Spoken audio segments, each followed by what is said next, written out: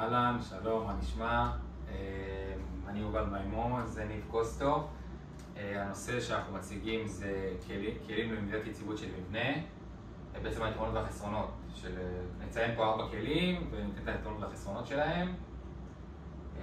קודם כל, השאלה שנשאלת זה מדוע אנחנו צריכים בכלל את הכלים האלה.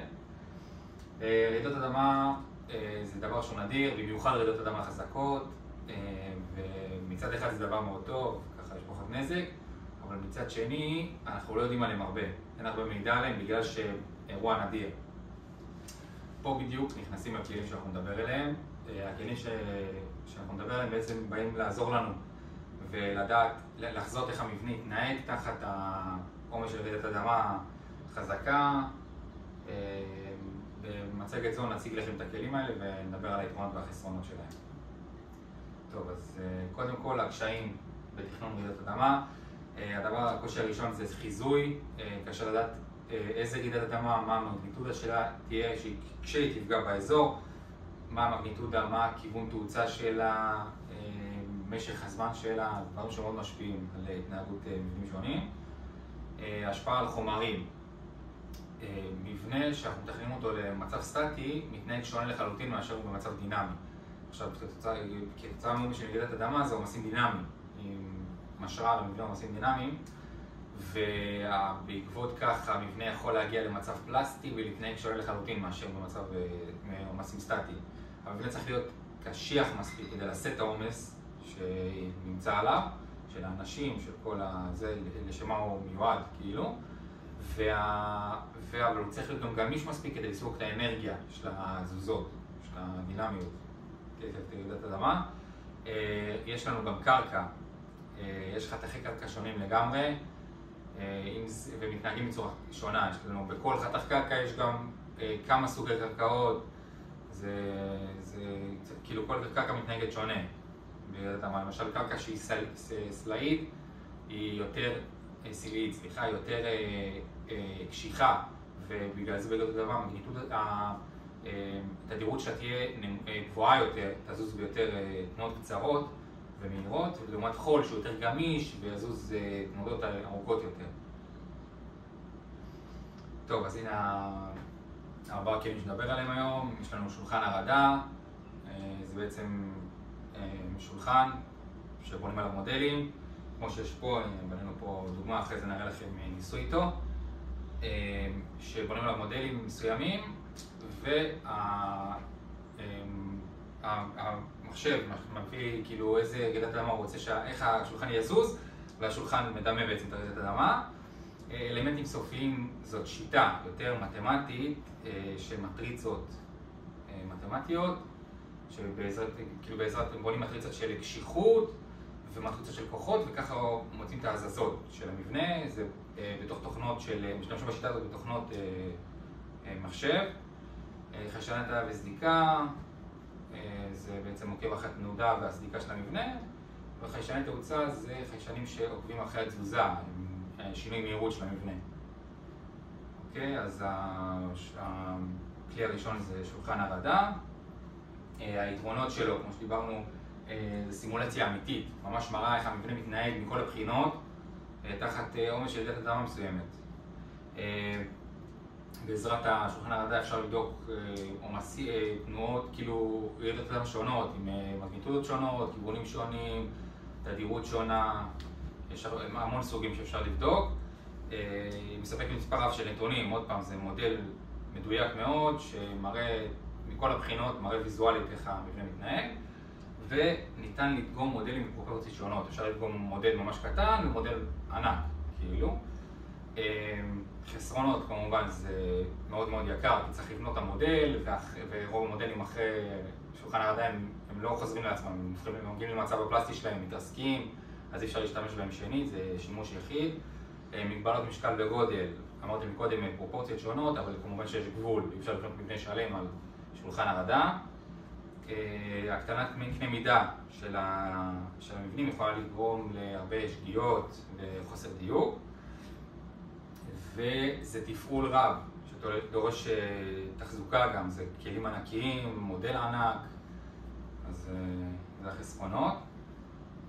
הבא, הנה, יש לנו פה דוגמה לשולחן הרעדה. קראנו פה את מגדל שנגחאי, מודל שלו, ביצעו עליו ניסוי שולחן הרעדה, ואפשר לראות פה את הנזקים, הנה קריסה של קורה, הנה סדקים בעמודים, כן, וככה אפשר, הנה שימוש חי בשולחן הרעדה. יש לנו פה שיטה הבאה היא אלמנטים סופיים, זה בעצם שיטה, כמו שאמרתי מקודם, משתמשים בתוכנות, מחשב, שיטה מתמטית. אז היתרונות, בגלל כמו שאמרתי, שמשתמשים בתוכנות מחשב, אז אין צורך במודל פיזי בעצם, זה הכל במחשב, הכל במוכשר, הכל וירטואלי. יכול לפתור מבנים בעלי גיאומטריות מסובכות. זה כלי חזק גם לפתרון שהגיעו לתחום הפלסטי שלהם. זה משהו שקשה מאוד לעקוב אחריו, זה שהחומר מאבד בעצם את התכונות שלו והופך למשהו אחר. מאבד את הצורת חתך, והשיטה הזאת עוזרת לנו לעקוב אחרי זה. בגלל שהיא גם יכולה לפתור דברים מאוד מאוד מסובכים, היא עצמה מסובכת, זה אחד החסרונות שלה. צריך ניסיון רב, צריך לעשות הנחות מסוימות, תנאי השענה מסוימים, ובעקבות כל הדברים האלה יש עוד חיסרון שזה קל מאוד לבצע טעות. טעות אחת קטנה יכולה להרוס למודל, כאילו להביא לך תוצאות שונות לגמרי. וזה תהליך שיכול לקחת זמן רב. כל הניתוח, מבנה, המון קומות, כל קומה יש לה את העומסים שלה, זה יכול לקחת הרבה זמן. הנה, פה יש לנו דוגמה של מגדל בורג' חליפה, שתוכנן בתוכנה מידס ג'ן. הנה אפשר לראות את המודל שלו, הנה יסודות, קומות, והנה המודל במחשב. וזהו. טוב, בנוסף לשיטות שיובל ציין, יש עוד שתי שיטות שבהן מודדים בעצם רעידות אדמה. אחד השיטות זה חיישני הטעיה וסדיקה. חיישני הטעיה וסדיקה הם בעצם חיישנים שמצמידים אותם למבנים, כמו בדומה לקשרים וכדומה, מבנים ישנים או מבנים חדשים, והם בעצם יש להם מספר רב של יתרונות. הם מספקים לנו מעקב גמיש ונכון אחרי פגמים במבנה. הם כמו שזה, הם באמת זולים יותר להתקנה, והם עוזרים בהבנה של התנהגות מבנה לאורך זמן. כלומר, ככל שעובר יותר זמן, אנחנו יכולים להבין מהמבנה מה קורה בהתאם לכל אחד מהשלבים. יש לנו גם את החסרונות של השיטה הזאת. זה מספק באמת מידע מאוד ספציפי של אזורים ספציפיים במבנה, ולא משהו יותר רחב.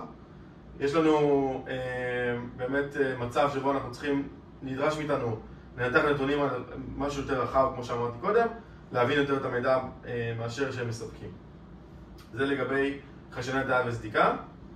כמו שאתם יכולים לראות מהגרף, פה יש לנו סכר, שבו הוא מדמה בעצם, בהתאם לחיישן, הוא מדמה את התזוזה של כל אחד לפי הזווית של כל אחד מהדבר הזה. ובשונה מהחיישני הטעיה, יש לנו חיישני תאוצה. חיישני תאוצה הם חיישנים שמקליטים מה שקורה בזמן אמת. הם יכולים גם לשדר למי שצריך בזמן אמת מה קורה במבנה. הם מאוד מאוד מדויקים ומאוד מאוד רגישים, וזה מה שמקנה בעצם בדיקה של גלי P וגלי S.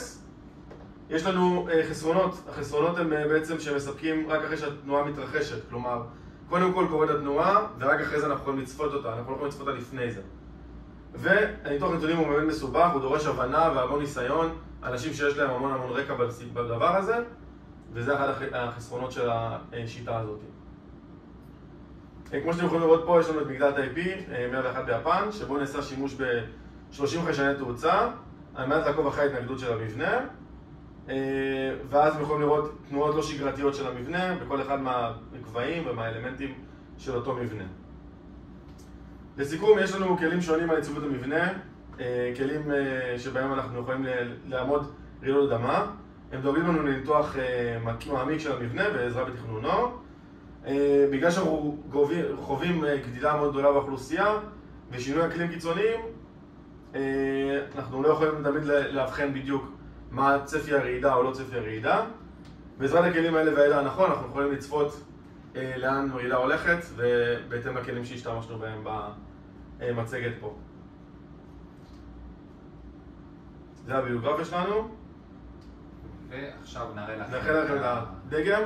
דגם את הניסוי שרצינו להראות, נעבור את זה לשם ונראה לכם, הוא יראו איתי.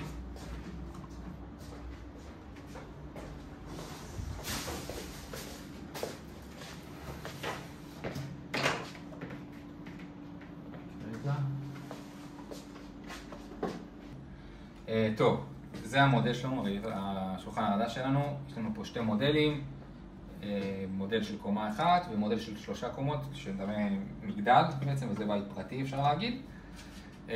ונפעיל עליו רעידות אדמה שונות, 2 סוגים, אחת עם תדירות גבוהה ואחת עם תדירות נמוכה, ונראה איך זה ישפיע על המבנים שלנו.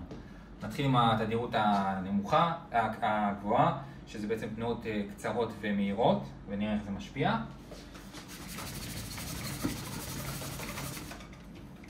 יופי, מעולה. אפשר לראות שהמבנה הנמוך זז הרבה יותר מאשר המבנה הקצר, הוא התרחק בעצם מה-X ששמנו בהתחלה, שזה המיקום ההתחלתי. בגלל שהמבנים לא מחוברים פה, זה לא כמו באמיתי שהמבנה יש לו יסודות, הוא מחובר לאדמה, בעצם הוא לא יכול ככה לברוח. זה רק מראה שהעומס שהופעל פה על המבנה הזה יותר גבוה מאשר העומס שהופעל על המבנה הזה, הוא יותר הושפע, בגלל שהתדירות שלו היא גבוהה, של המבנה, התדירות הפנימית, שבעצם היא זהה לתדירות של רעידת אדמה, שהיא גם תדירות גבוהה, ופה ניצור לנו מצב של רזוננס.